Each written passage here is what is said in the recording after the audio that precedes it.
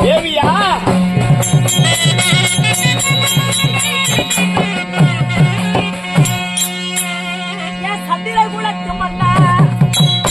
சுகமாக வாழ்வா தேவி.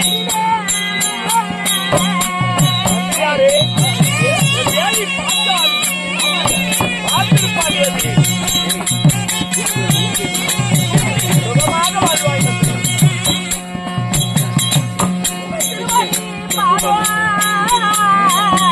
தேவியா பாஞ்சாலி.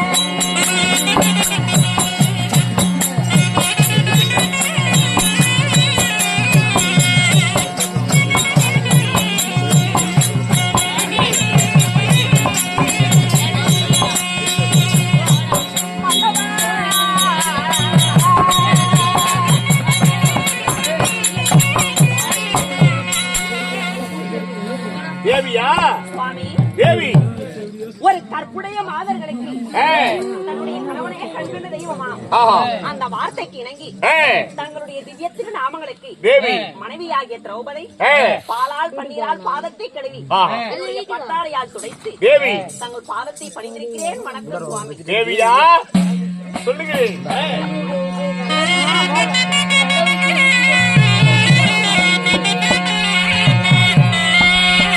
தேவி பத்தாத பத்திரியே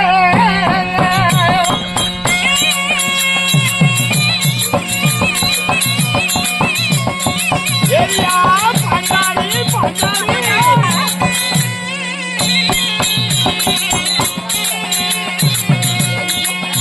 தேவி பரந்தாம தங்கிறாளே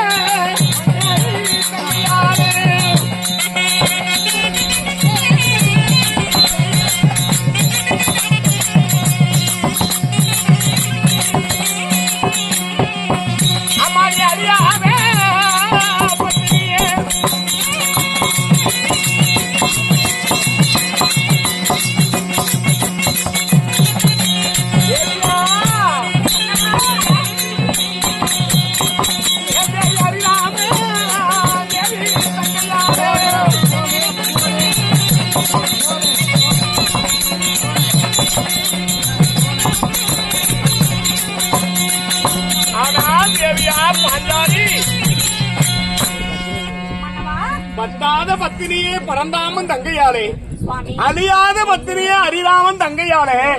தேவியா இந்த அம்மன் கிருபை பெற்று சுபசேமமாக வாழ்ந்திருப்பா தேவி. அப்படியே ஆகட்டும் சுவாமி. வாழ்ந்திருப்பா தேவி. அப்படி இருப்பினும் இந்த திரௌபதி ஆகிய என்னை சாதிமார்களை விட்டு மன்னர் அழைத்தார் என்ற செய்தி வந்தது. அதனால என்னை அழைத்தீர்களே, என்ன காரணம்? எதற்காக மன்ன அழைத்தாயின்னு கேட்கிறாய். இந்த இந்திரபிரசத்துல நம்ம வாழ்ந்து வருகின்ற தருவாயில நேற்று தினம் நம்ம இருவரும் இடத்துல கூடியிருக்கும் போது திருலோக சஞ்சாரியாக நாரத மகாமுனிவர் நம்மளை தேடி வந்தார் இல்லையா? உண்மைதான். நாரதரை வாய் என்று அழைத்தாலும் குற்றமா நினைப்பாரு, ஏன் வந்தாயின்னு கேட்டாலும் சொல்லி அது ஒரு குற்றமா எடுத்துக்குவாரு. அதனால வாருங்கள் நாரத மகாமுனிவர் கேட்கின்ற போது நாடி வந்த காரணம் என்னான்னு கேட்டேன். ஆனா தர்மபுத்திர மகாராஜா இந்த தர்மருக்கு ராஜசூயாக செய்யணும் இந்த இந்திரபுரத்தோடு சொல்லி சென்று விட்டார். அதை செய்கிறேன் என்று சொல்லி நம்மள ஒத்துக்கொண்டு விட்டோம். அதனால ராஜசூயாக எப்படி செய்யணும் அப்படி என்பது நமக்கு தெரியுமா? சுவாமி இதுவரை செய்ததில்லை. நம்முடைய முன்னோர்கள் செய்திருப்பார்கள் ராஜசூய யாகம். ஆமா. அப்படி இருந்தாலும் நம்முடைய குரு பெரியவர்கள் எல்லாம் அஸ்னாபுரத்துல இருக்கிறாங்க. ஆனா நாரதர் மகரிஷி சொன்ன வார்த்தையை ஏற்றி நாம ராஜசூய யாகம் உங்களுக்கு செய்வதாக இருந்தா எப்படி செய்வது என்று தெரியாமல் ஆலோசனைக்காக என்னை அழைத்தீர்களா? ஆம் தேவி. ஒருபொழுதும் கவலைப்பட வேண்டாம். அறிந்ததற்கு அறியாதற்கும் அறியாமல் துணை இருக்கின்றார். தெரிந்ததற்கும் தெரியாதற்கும் அந்த தெய்வமாகிய இந்த உலகத்தை ஓரடி இரடியாக அளந்த ஆதி நாராயணன் மகாவிஷ்ணு என்னுடைய அண்ணன் இருக்கிறார். அதனாலே அவரை அழைத்து அவருடைய துணை கொண்டு இந்த ராஜசூய யாகத்தை எப்படி நடத்தலாம் என்று அவரிடத்தில் கேட்கலாம். தேவி பாஞ்சாலி, உன் வாய் வார்த்தையை சித்தபாக்கியமாகட்டும். திக்கற்ற பாண்டவருக்கு தெய்வமா வணங்கி வரக்கூடிய ஸ்ரீமந்த நாராயணமூர்த்தி உனது அண்ணன், எனது அண்ணன் மாமா இருக்காரு. மாமாவை அழைத்தால் இந்த ராஜசூயாக எப்படி செய்யலாம் என்று சொல்லி வழிவகுத்து கொடுப்பார். அவர் வார்த்தையை கேட்டு அதன்படி செய்வோம் தேவி. அதனால